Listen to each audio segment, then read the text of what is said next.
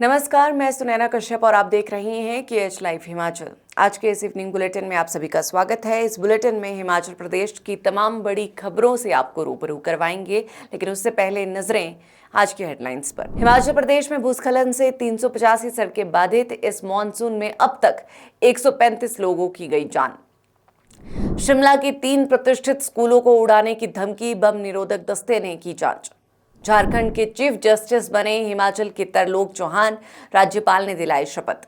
विमल नेगी मामले की जांच धीमी होने के कारण अदालत को बताएगी सीबीआई। पुराने नियमों से ही होगी 14 मई तक विज्ञापित पदों पर जॉब ट्रेनी भर्ती। तूफान के बीच राहत की सांस, हिमाचल में भारी बारिश से मिलेगी थोड़ी मोहलत। और अब खबरें विस्तार से। हिमाचल प्रदेश में जगह जगह भूस्खलन से कई सड़कें ठप है। इससे लोगों की दुश्वारियां भी बढ़ गई हैं। कई भागों में बारिश का दौर लगातार जारी है। बुधवार सुबह 10 बजे तक राज्य में 2 नेशनल हाईवे सहित 385 सड़कें बाधित रही। 263 बिजली ट्रांसफार्मर और 220 जल आपूर्ति योजनाएं भी प्रभावित है। आपदा प्रभावित मंडी जिले में सबसे अधिक 251 सड़कें, 128 बिजली ट्रांसफार्मर और 62 जल आपूर्ति स्कीमें प्रभावित है। कुल्लू जिले में 78 सड़कें ठप है। हिमाचल की राजधानी शिमला के 3 प्रतिष्ठित स्कूलों को बम से उड़ाने की धमकी मिली है। स्कूल प्रबंधन को धमकी भरी ईमेल मिलने के बाद तीनों स्कूलों में बम निरोधक दस्ते ने गहन जांच की।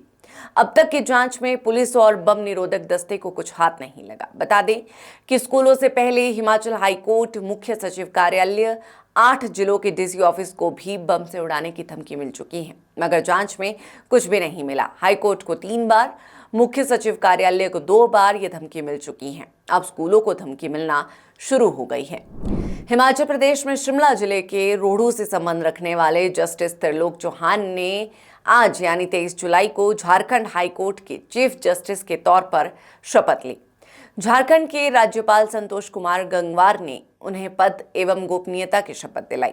तरलोक चौहान झारखंड हाईकोर्ट के 17वें चीफ जस्टिस बने हैं।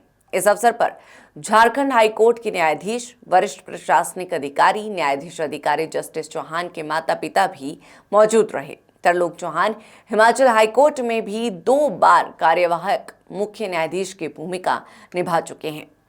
विमल नेगी संदिग्ध मौत मामले की धीमी जांच के कारणों से सीबीआई अदालत को अवगत करवाएगी। अगली सुनवाई में सीबीआई अदालत में जो स्टेटस रिपोर्ट रखेगी, उसमें इस मामले से संबंधित अधिकारियों से पूछताछ न होने पाने से संबंधित तथ्यों को रखेंगे। सीबीआई सूत्रों के अनुसार इस मामले में जमानत पर चल रहे अधिकारियों से पूछताछ को लेकर सीबीआई विधि विशेषज्ञों से भी चर्चा कर रही है। पावर कॉर्पोरेशन के अधिकारियों की जमानत की सीबीआई पहले भी अदालत में विरोध कर चुकी है। हिमाचल प्रदेश में 14 मई 2025 तक जारी नियुक्ति प्रस्ताव, विज्ञापित पदों और अधियाचन पर भर्तियां पुराने नियमों के तहत ही होंगी। इन कर्मचारियों को जॉब ट्रेनी कहा जाएगा, लेकिन इन पर नियम पुराने वाले ही लागू होंगे। इन्हें जॉब ट्रेनी के रूप में 2 साल पूरे होने पर नियमितीकरण के लिए परीक्षा नहीं देनी होगी। कार्मिक विभाग ने इस बाबत नए निर्देश जारी किए हैं।